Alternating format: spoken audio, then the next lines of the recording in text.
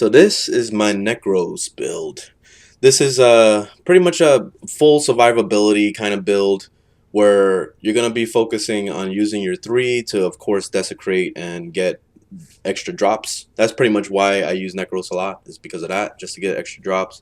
And pretty much using your 4 makes you invincible because all the pets actually give you a hell of a lot of resistance. And there's one mod that I wish I had that's from Samaris that it's cost like 100,000 points, but it's taken me a long ass time to unlock it. So I figured I would show you my build as it is right now, and you can do what you can if you can actually afford to get that one mod. But anyway, this is the build. I'm using corrosive projection for that minus the armor for all the enemies in the area. It's actually really good. I like running this, especially when combined with the 2, because that's one thing that I didn't even realize Nekros had. If you use Terrify, which I don't really use too much, if you do it, you're reducing the enemy's armor by 37%. So on top of that corrosive, you're actually getting it almost to like 100%. So that's actually really good. Just from that alone, you can pretty much melt anything. And I usually primarily use the Ignis, and I also use the Castle War. I like the Castle War a lot, especially since it's slash damage. It's always chopping mobs in half, so you're getting double loot if you're using that. So I like any kind of slash weapon is definitely the best with Nekros. So let me show you the rest of the build. I'm using Vitality for more health. It's definitely needed because if you don't have extra health, you will die pretty easily. He's super squishy. So that's the one problem with Nekros. He's super squishy.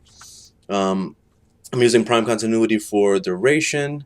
I'm not using any fleeting expertise or anything like that. He does not need it, and I'm going to show you why. Equilibrium is definitely a must. This is pretty much your efficiency right here, because every time you use your 3, you're giving health orbs, and you're also getting energy orbs randomly too. So you're constantly getting energy back.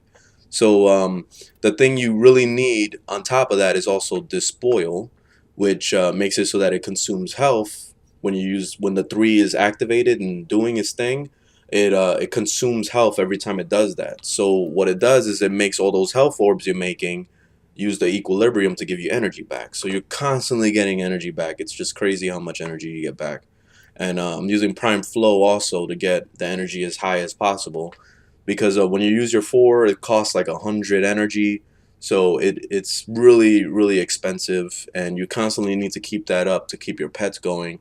You can let them die out every once in a while, but I typically like to save like the really good pets that I have and keep them alive as long as possible.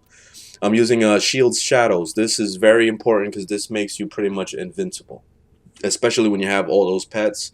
It can get to the point where you could even get the pet classes, like when they summon little dogs and stuff like that, and it actually adds to this, so you can get almost close to like a 100% resistance, which is insane. So it pretty much makes you like invincible running around, as long as you're generally near your pets, you know. And I'm using Intensify and also Transcendent Fortitude for increasing that damage. So I got a 185% on the damage. This makes your pets pretty crazy, and yeah, that's pretty much the only point in doing that, is to make your pets crazy. So you could drop these out for more resistance if you want, like a Steel Fiber, and also that one other mod.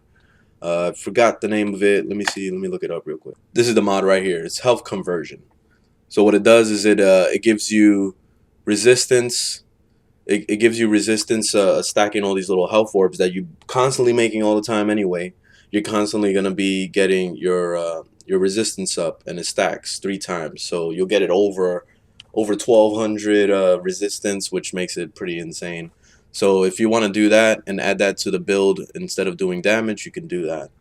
But yeah, that's the build. Let's jump into a mission, and I'll show you what it's like. Alright, so I just made it into the mission. This is actually Mott on in the Void. This is usually the mission I like to do when I really want to test out a build.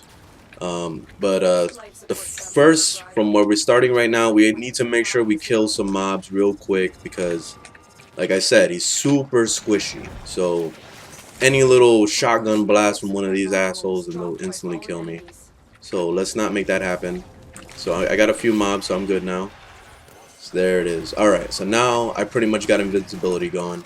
So now I'm at 78% resistance because all the mobs, all my pets and stuff are going to be taking the damage that I would take. And Pepe's going down already. Alright, I'm going to have to go pure melee to keep him alive, so let me do that. So what I like to do with the melee, you see you can chop them up. So you can usually chop them into pieces and stuff, and then it'll actually drop extra loot for that. Ooh, ooh, ooh. You see, I would have died right there. I didn't even realize that was a shotgun guy. The shotgun guys are vicious as hell in this mission. They shoot you with one blast and you're dead. That's usually how it is.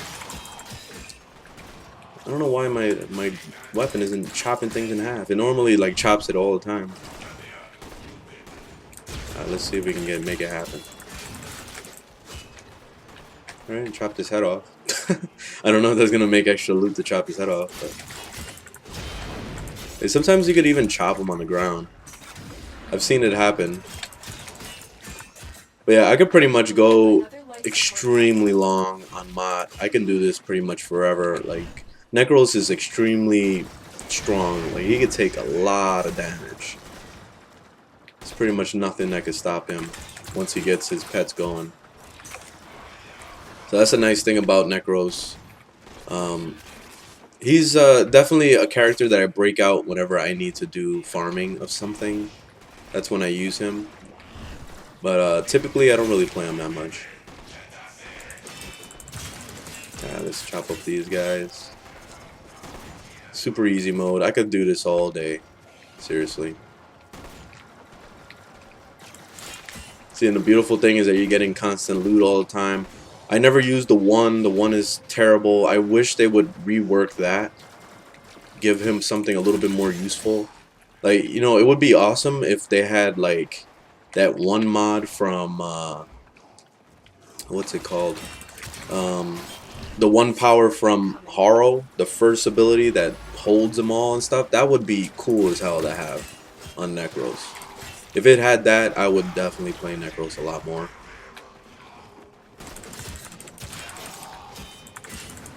Alright, chop their freaking heads off.